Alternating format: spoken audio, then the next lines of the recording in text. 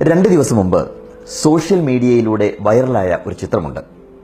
ബെർലിനിൽ വെച്ച് നമ്മുടെ പ്രധാനമന്ത്രി നരേന്ദ്രമോദിയുടെ മുമ്പിൽ കാലിന്റെ മുകളിൽ കാലും കയറ്റിവെച്ച് പാതി വസ്ത്രധാരിയായി ഇരിക്കുന്ന ബോളിവുഡ് താരം പ്രിയങ്ക ചോപ്രയുടെ ചിത്രം. ആരുടെ മുമ്പിൽ എങ്ങനെയിരിക്കണമെന്നും ഏത് വസ്ത്രം ധരിക്കണമെന്നും ഒക്കെ തീരുമാനിക്കുന്നത് അവരവർ തന്നെയാണ്. പക്ഷേ വലിയ ആളുകൾ ഇത്തിരി വിനയം കാണിക്കുന്നത് കൊണ്ട് നഷ്ടപ്പെടുവാൻ ഒന്നുമില്ല. പ്രകൃതി നമുക്ക് പറഞ്ഞു തരുന്ന മഹത്തായ ഒരു പാഠമുണ്ട്.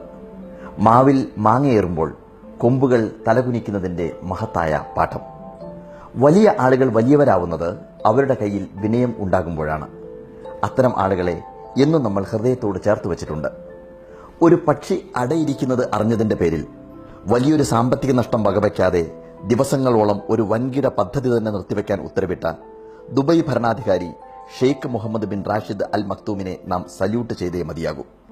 ഒരു രാജ്യത്തിന്റെ മുഴുവൻ ഭരണാധികാരിയായിരുന്നിട്ട് കൂടി റോഡിലെ സീബ്ര ലൈൻ മുറിച്ചു കടക്കാനുള്ള സിഗ്നൽ ലൈറ്റിനായി കാത്തുനിൽക്കുന്നത് കാണുമ്പോൾ അദ്ദേഹം വാനോളം ഉയരുകയാണ് ചെയ്യുന്നത്. ട്രെയിനിൽ ഇരിക്കാൻ സീറ്റില്ലാതെ കമ്പിയിൽ ചാരി നിന്ന് പത്രം വായിക്കുന്ന ഡേവിഡ് കാമറോണിന്റെയും പെരുമഴയത്ത് സ്വയം കുട ചൂടി ആകെ നനഞ്ഞു കുതിരുന്ന അമേരിക്കൻ പ്രസിഡന്റ് ബറാക് ഒബാമയെയും നമ്മൾ കണ്ടു. ATM കൗണ്ടറിന് മുമ്പിൽ ഒരു അഹങ്കാരവുമില്ലാതെ ക്യൂ നിൽക്കുന്ന ഐറിഷ് പ്രസിഡന്റ് മൈക്കൽ ഡി ഹിഗിൻസിന്റെ ചിത്രവും മായാതെ നമ്മുടെ മനസ്സിലുണ്ട്. മുഖ്യമന്ത്രിയായിരിക്കുമ്പോഴും വീടിന്റെ തൊട്ടടുത്ത ചെറിയ ചായക്കടയിൽ പോയി ചായ കുടിക്കുന്ന പോണ്ടിച്ചേരി മുഖ്യമന്ത്രി രംഗസ്വാമിയും ഇന്ത്യൻ പ്രസിഡന്റായിരിക്കുമ്പോഴും വിനയത്തിന്റെ നിറകുടമായിരുന്ന APJ അബ്ദുൽ കലാമുമൊക്കെ നമ്മുടെ മനസ്സിലെ വലിയവരാണ്. ചെയർമാനേക്കാൾ വലുത് ചെയറാണ് എന്നുള്ള കാര്യം പലപ്പോഴും അധികാരികൾ മറന്നുപോകുന്നു. ചെയർ നഷ്ടപ്പെട്ടു കഴിഞ്ഞാൽ പിന്നെ അവിടെ ചെയർമാൻ ഉണ്ടാവില്ല. കാറിന്റെ മുകളിലുള്ള ചുവന്ന ബീക്കൺ ലൈറ്റ് നീക്കുന്നതോടൊപ്പം തന്നെ അകത്തിരിക്കുന്ന അധികാരികളുടെ ഉള്ളിലെ അഹങ്കാരത്തിന്റെ തീ കൂടി കിടത്തിക്കഴിഞ്ഞാൽ മാത്രമേ അതുകൊണ്ട് ഫലമുണ്ടാവുകയുള്ളൂ. അവർ സാധാരണക്കാർക്കിടയിലേക്ക് ഇറങ്ങി വരണം.